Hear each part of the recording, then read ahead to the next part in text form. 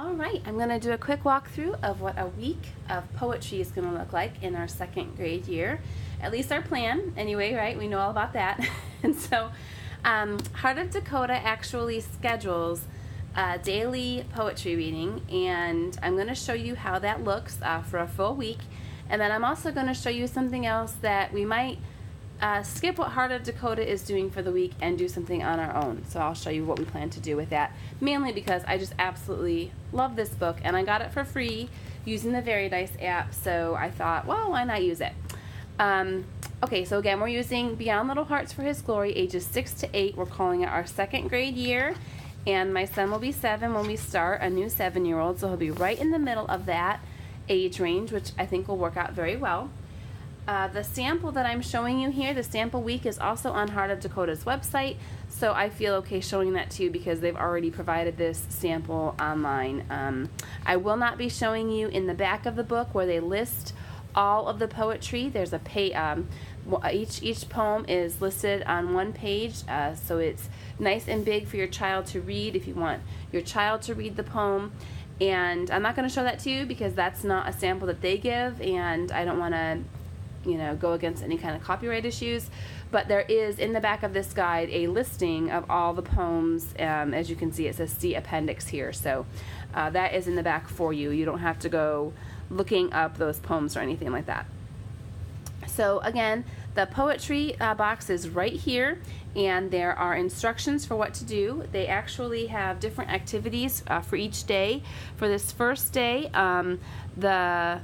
the instructions are for the parent to read the poem and to kind of get the kids to guess what the title could be. And I think that could just be a fun little activity because my son will probably come up with things to do with superheroes and battles and things like that. So we could get some pretty interesting titles. And then that's day 1. So we'll just read it and have that little interaction and be done.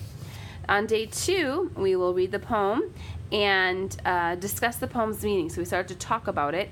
They do give you permission to photocopy the poem, and if that would be easier to do some of the activities with it. Now this particular activity requires you to cut up the poem into strips, so you would obviously need to photocopy it or write it out on a sheet of paper to do that. So we would read the poem and then do this little cut up activity where we put the poem in order again in those strips and then be done for the day.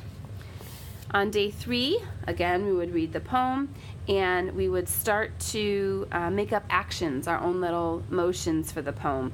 And this should be a hoot with my son because everything will be kicking and punching and jumping, I'm sure. So we will put a little motion to the poem and be done. Day 4, it calls for you to draw pictures to go along with the poem. So we will read it, and again, you can either photocopy it or make it part of their copy work if you want, and have them put it in a special journal where they can draw a picture. However you want to do it, it kind of gives you the freedom to do that. I will probably print out the poem and have my son draw on the printout itself because we already have a handwriting and copywork program in place, so I won't be adding additional copywork for this poem section. And then on the last day, we will again read the poem and see how much of it they've just naturally memorized with all of this activity. So it says here to have the students recite as much of the poem as they can from memory and to prompt them when needed. So it's just going to kind of, they're just going to kind of pick it up from all of the different activities that you're doing with it on the other days. But I'm not really going to make a real focused effort at having him memorize the poems because we are really trying to prioritize scripture memory at this stage. So anything that just kind of happens as we're naturally just enjoying studying the poem and reading it and doing activities with it, that'll be great. I did mention that we are going to pull out some poems from this book as well. There are a couple poems as I just looked through the list. There's nothing wrong with them. They're not, bad or questionable in any way. I just didn't really care for them, and there are so many poems in here that my son has already read and loves, and I know he would love to make them part of his school day. So this book, actually, this edition is in full color. Now the one that we used to get out from the library all the time, it was just in 3-color, black, white, and green. And this is in full color. Well, I guess, look at that. Just as I say that, I turn to a black and white page. But this one has a lot more color in it, obviously. Most of the pages are full color.